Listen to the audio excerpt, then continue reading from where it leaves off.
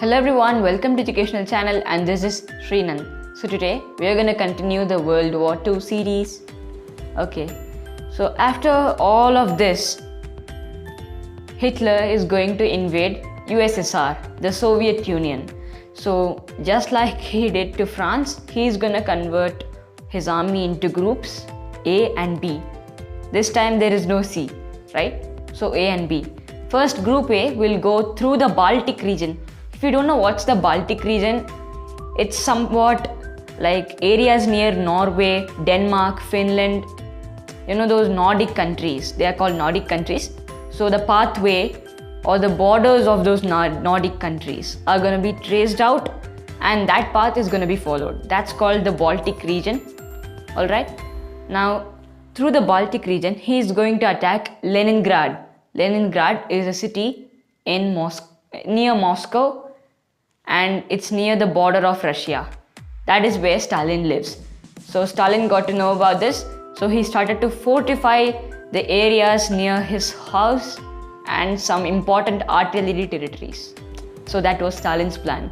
And then Group B attacked Moscow, the capital of Russia today, right? So they attacked Moscow because that's where most of the military agents and military secrets are kept. So that was a very big advantage for Hitler if he had captured that. Okay. Now, when compared to the German army, USSR had many more tanks. USSR had 20,000 tanks, 15,000 artillery vehicles, and Germany had only 6,000 tanks. But the thing is, Germany had really advanced technology. Alright? Really advanced technology. So using Blitzkrieg strategy, we had discussed about it, right? Those drugs. So Germans attacked USSR and they marched 100 kilometers near Stalingrad, but they couldn't capture that, right? So Leningrad was named as Stalingrad after Stalin came to power, the renaming of the city. Okay. Now USSR signed a non-aggression pact with Japan. They were fighting with Japan in the southwest direction, but they didn't have time, right? So they signed a non-aggression pact, and then USSR allied with UK, that is the Britain, right?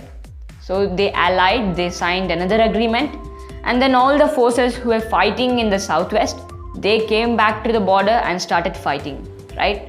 That was called the Battle of Leningrad or Battle of Stalingrad, and the USSR won. But they did not win the war, they just won that battle, right? They did not win World War II, right? Now, Japan bombed Pearl Harbor at USA. Okay, so because of this, US enters World War I. There was no problem between US and Japan, but Japan just bombed USA's Pearl Harbor, right?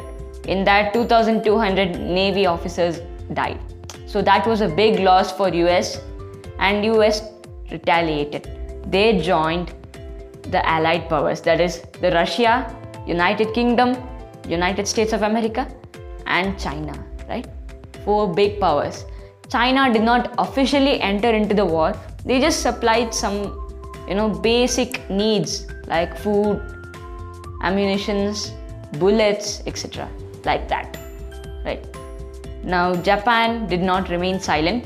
They invaded Thailand and Cambodia also because they needed drugs to make, the drugs needed for Blitzkrieg strategy. So they invaded Thailand and Cambodia because they are the natural growing grounds. So they invaded Thailand and Cambodia. So now the problem is between Japan and USA. So there was a battle, and that battle is called Battle of Midway, in which US won, but Japan was not totally defeated, right? And then later, after some time, US bombed Japan with the atomic bomb at Hiroshima and Nagasaki, right? That was a very deadly war, and the side effects last even today. So after the Battle of Midway, Japan lost many important nuclear warheads and artilleries. So that was a very big loss for Japan.